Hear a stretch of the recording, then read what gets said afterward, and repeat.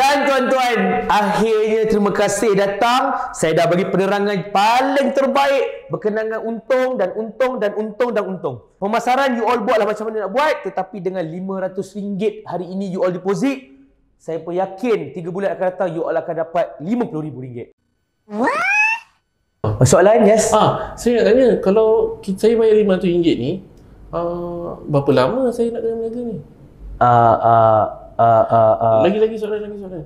Kalau saya berniaga, keuntungan saya berapa persen daripada 500 yang saya bagi tu? Kalau itu lagi cakap. Ya, banyak soalan. Kalau saya mati, produk tu pas ke anak saya ke company ambil?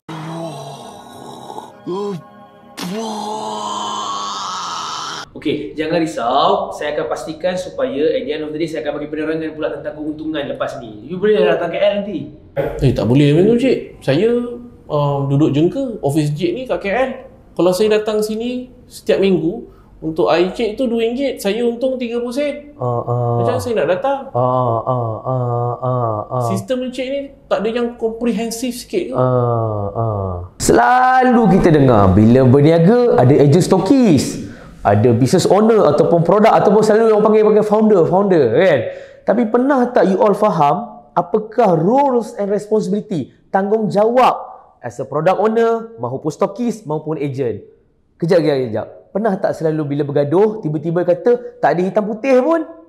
Hi, my name is Zakwan SK and this is my legal talk.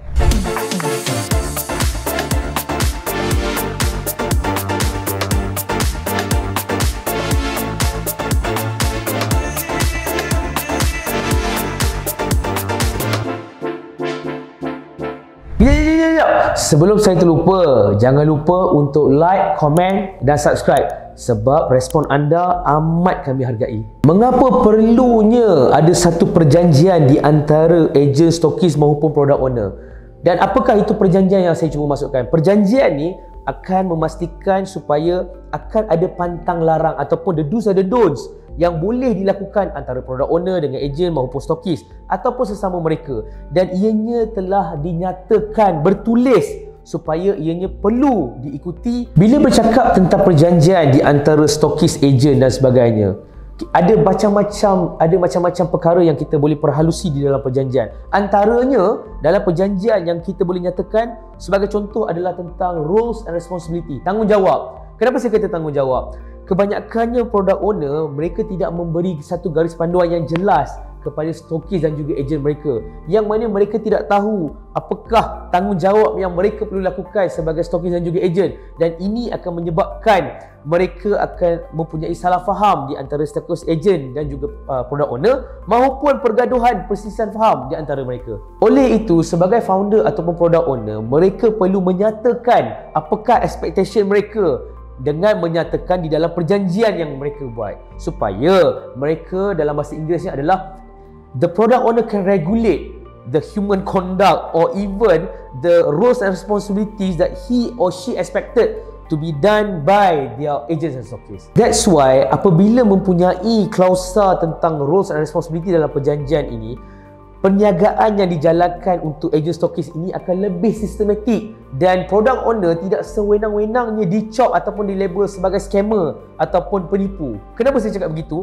Sebab apabila ianya telah dinyatakan, semuanya perlu bersandarkan daripada garis panduan yang telah ditulis. Dengan adanya KPI punya klausa di dalam perjanjian ataupun agreement, business owner dapat mengesan dengan lebih awal lagi masalah-masalah yang berlaku. Contoh, mereka yang tidak dapat capai sasaran jualan ataupun sales target.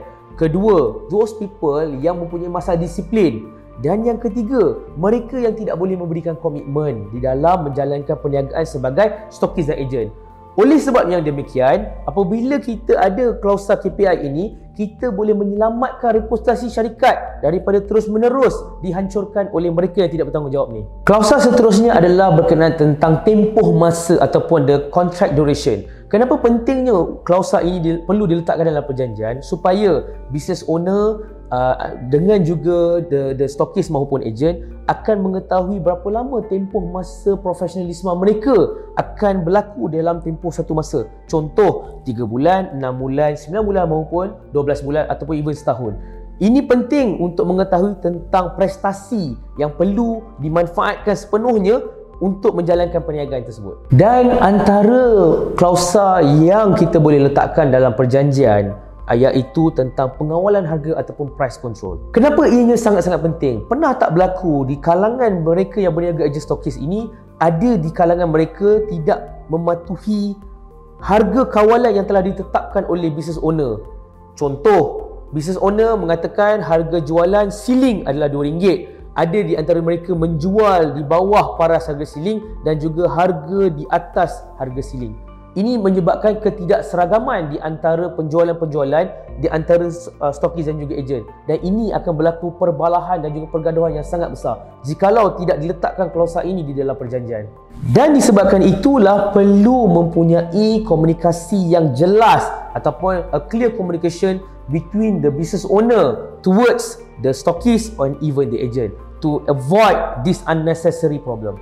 Oleh yang demikian, setelah saya memberi penerangan dan juga pencerahan berkenaan tentang perjanjian yang melibatkan ejen dan stokis ini, saya mengharapkan semoga ianya manfaat kepada mereka yang berminat dalam menceburi perniagaan melibatkan ejen dan stokis. Sehingga kita berjumpa lagi kepada Legal Talk akan datang.